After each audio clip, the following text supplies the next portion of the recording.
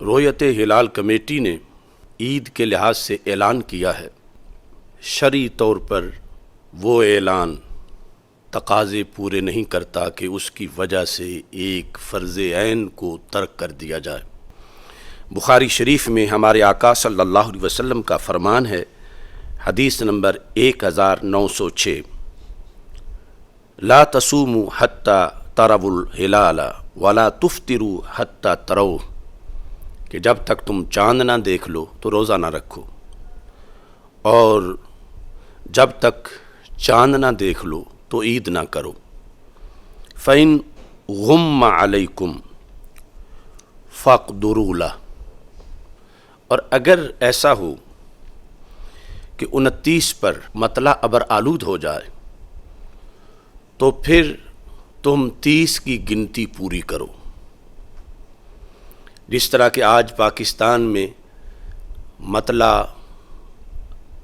اکثر جگہ پہ ابر آلود تھا، اور ثبوت ہلال کے لیے جتنی شہادتیں چاہیے اور جس طریقے سے چاہیے وہ نہیں مل سکیں، اور پھر رات 11 بجے کسی انفرادی اعلان کے بعد، جو ہمیشہ پاکستان میں انتشار پیدا کرتا ہے، رویت ہلال کمیٹی نے بھی اعلان کر دیا۔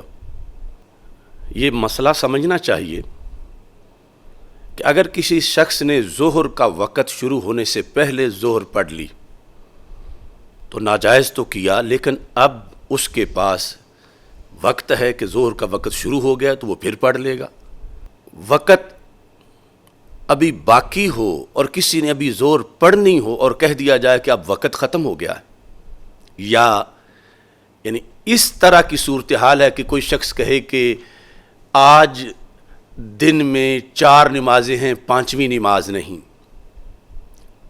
معاذ اللہ آج ظہر کی نماز کا وقت نہیں، تو یہ کتنا بڑا اعلان ہوگا۔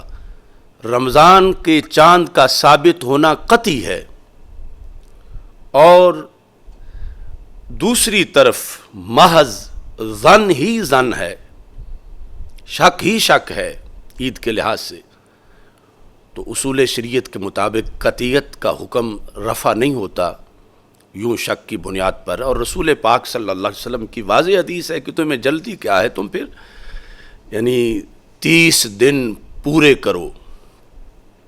تو اس بنیاد پر بندہ ناچیز کو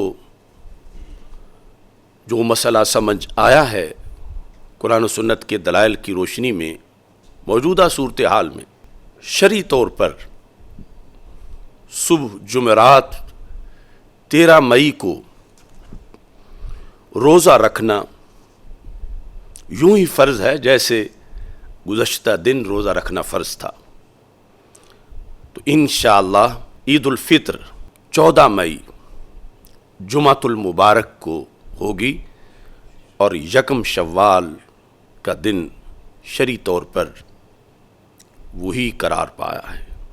جو میں نے اعلان کیا اس پر قرآن و سنت سے کثیر دلائل ہیں، اور اگر ضرورت پڑی تو میں اس پر مکمل سیمینار کر کے ان دلائل کا بھی اظہار کروں گا۔ یہ ایک شرعی فریضہ تھا جس پر چپ کر جانا جائز نہیں تھا۔ روزہ جو قطعی طور پر ثابت ہے، محض ظن کے لحاظ سے اس کو اٹھانے کا جو اعلان کر کے ایسا کیا جا رہا، اور پھر کروڑوں لوگوں کی بات ہے۔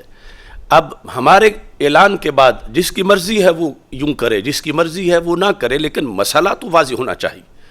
اس بنیاد پر بندہ ناچیز نے یہ اعلان کیا۔